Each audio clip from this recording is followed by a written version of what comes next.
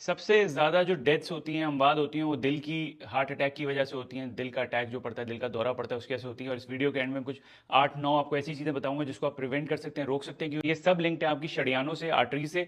उसमें जो सोजिश होती है उससे, सोजिश जो हो रही है आपकी शरियानों में, और यही कैल्सिफिकेशन हो रही है, वहाँ ब्लॉकेड हो रही है, और क्यों रुकावट हो रही है और क्यों हार्ट अटैक होता है, इसको किस तरह रोकना है, इसके बारे में थोड़ा सा आपको बता। इसके अंदर शरियानों के अंदर प्लेग बनते हैं। प्लेग जो है वो एथ्रोस्क्लेरोटिक प्लेग होते हैं। इसको आम फहम जुबान में कहते हैं कि कोई चीज़ कोलेस्ट्रॉल जाके रुकावट हो जाती है उसकी। तो ये खाली कोलेस्ट्रॉल नहीं होता, इसमें 3 चीजें होती हैं। इसके अंदर प्रोटीन्स होते हैं जो फाइब्रोसिस भी कराते हैं, कैल्शियम होता है और कोलेस्ट्रॉल होता है आपका। तो ये 3 चीजें मिलकर प्लेग बनाती हैं। और ये बनती क्यों है? सोजिश की वजह से। सोजिश की बहुत से मैंने वीडियोस बनाई हैं, उसमें भी आप देख सकते हैं। हर ऑर्गन की अलग सोजिश होती है, उस तरह शरियानों की सोजिश की वजह से ये होता है। दो किस्म के प्लेग होते हैं, एक नरम होता है और एक सख्त होता है। जो नरम वाला प्लेग है वो ज्यादा डेंजरस है और 4 गुना ज्यादा होता है वो। और जो सख्त वाला प्लेग है वो थोड़ा कम होता है, लेकिन वो डेंजरस भी कम होता है और होता भी कम है। ये जो सॉफ्ट प्लेग हैं ये ऐसे दिखते नहीं है वैसे। तो जो लार्ज सख्त वाले प्लेग हैं, हार्ड प्लेग हैं, वो हमें सीटी स्कैन्स पे और बाकी चीज़ों पे दिख जाते हैं। लेकिन जो ये सॉफ्ट प्लेग है, ये आपको नरम वाला प्लेग जो है, ये कुछ टेस्ट होते हैं, कॉर्नरी कैल्शियम स्कोर होता है,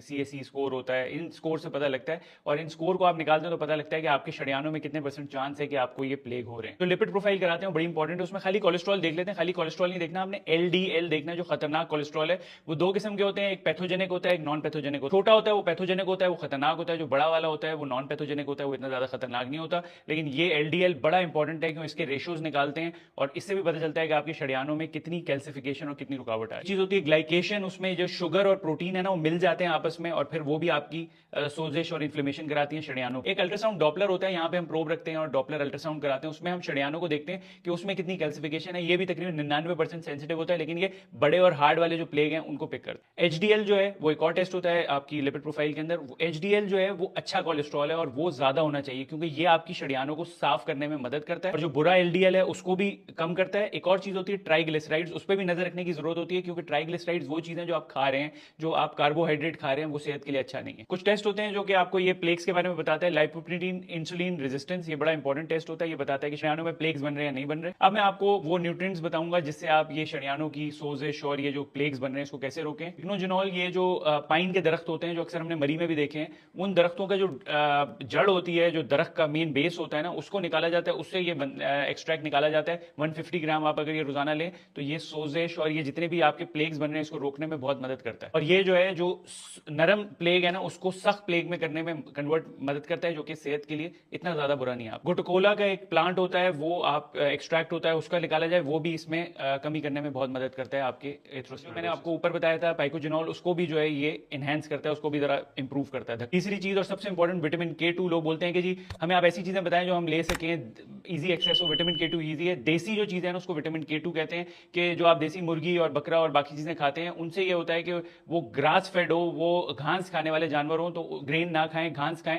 तो वो अगर जानवर आप खाएं तो वो आपकी ये शरियानों की सोजिश और ये सारी चीजें कम करता है। ये चीज नेटोकाइनेज, वो भी बड़ी इंपॉर्टेंट चीज है, और ये आपकी ये जो एथ्रोस्क्लेरोसिस है उसको कम करता है। सोयाबीन जो होती है उसकी फर्मेंटेशन से निकाला जाता है, और ये जो थिकनेस होती है ना आपकी, जो मोटाई होती है शरियाने की, आर्टरी की, उसको मेंटेन करने में मदद करता है। पांचवी चीज नाइसिन है, विटामिन है, ये भी बहुत मदद करता है। छठी चीज टोकोट्रेनॉल, जिसमें विटामिन E होता है। विटामिन E भी बहुत सेहत के लिए अच्छा है और आपकी शरियानों की सेहत के लिए। सातवीं चीज बर्बरीन का एक प्लांट होता है, उसके एक्सट्रैक्ट्स निकाले जाते हैं, वो भी आपकी ये रुकावट को रोकता है। आठवीं चीज गार्लिक जो है वो बहुत अच्छा है। गार्लिक के बहुत फायदे हैं, और गार्लिक भी ये आपकी सोजिश और जितनी भी है शरियानों की प्रॉब्लम उनको सही करने में मदद करता है। विटामिन D और विटामिन C का भी बहुत रोल है इसके अंदर। तो ये सारी चीजें अगर आप लेंगे तो आपकी सेहत भी अच्छी रहेगी और ये शरियाने भी आपके काबू में रहेंगे। और ये मैं आज आपको इसलिए चीजें बता रहा हूं क्योंकि यही सारी शरियानों की प्रॉब्लम आगे जाके दिल का अटैक करती है। कोलेस्ट्रॉल बढ़ता है, कोलेस्ट्रॉल फंसता है वहां पे, और जाके फिर सडन अमवात और डेथ हो सकती है। तो इसलिए बड़ी इंपॉर्टेंट है आप